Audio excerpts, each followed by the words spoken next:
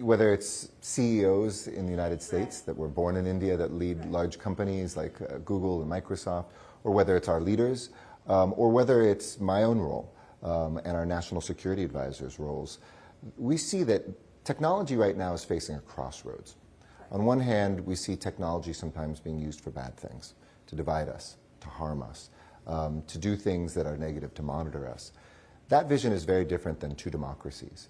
And the way I articulate it is that democracies, US and India together, can guide a vision for our people and for the world of technology that instead of harming us, protects us, instead of dividing us, connects us, instead of being used to monitor us, maybe actually detects for us health maladies, can be used, in other words, as a force for good. Whether that's telecommunications, whether it's semiconductors, artificial intelligence, the breakthrough possibilities of quantum, going into space, in the defense, biotech, energy areas. So for me, the vision is that, as I've said, this is a multiplicative relationship. It's not India plus the United States. It's not addition. It's multiplication. It's India times the US. For instance, when we are able to make a breakthrough on a vaccine for something like dengue, or more recently for malaria, we don't have the scale-up knowledge that India has, but we might make the breakthrough, bring that technology here. Your technology to produce, suddenly, I was in Pune just a couple months ago, taking the first batch of malaria vaccines, brand new vaccine, off to Africa, where there's a child dying every minute from malaria. So, you know, if we look at our ability to bring our principles, our values, our democracies to bear, I think we don't have to fear artificial intelligence, but we can embrace it. We can look at space not as a place for warfare or competition, but for peaceful exploration and a way to monitor climate change and other things that are the challenges of today. So, you know, we love Indian technology and India loves American technology. We rely on each other all the time.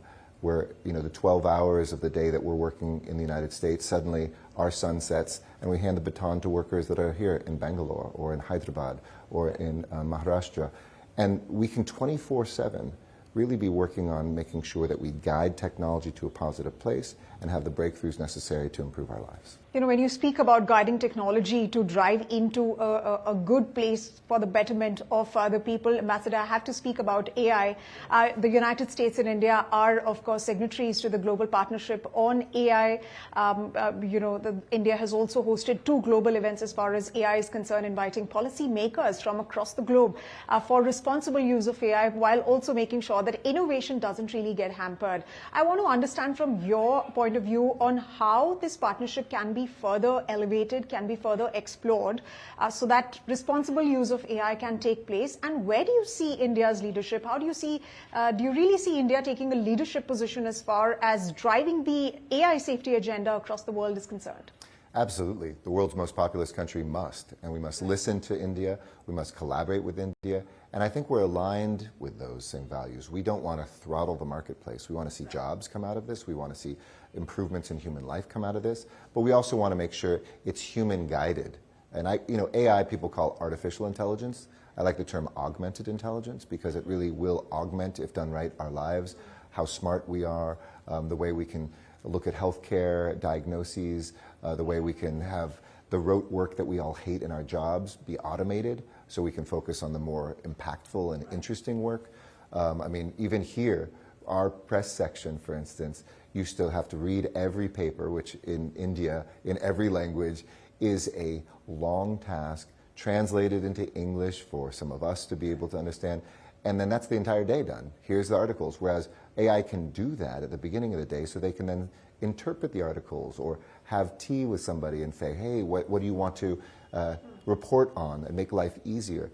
Those are the sorts of ways that I think US and India will work on AI. But the last thing I'll say is India has not just a role, I think, in guiding the principles, but I think India will have a special role. Now you're becoming an energy provider. Now that you have the technology programmers, to be able to be the center and the back office in some ways of the AI guiding, because AI hallucinates, as they say. Sometimes it discriminates. It may look at things without a human heart. We have programmers here, we have technicians here, engineers here, and I think you will be able to have servers here that will be part of that AI infrastructure, part of the body, part of the heart, and part of the mind of AI. And I've talked to a number of Indian companies who are focused on doing that cheaply, competitively, but also with a high level of excellence and humanism. If you like this video, then like, share and subscribe to ET Now.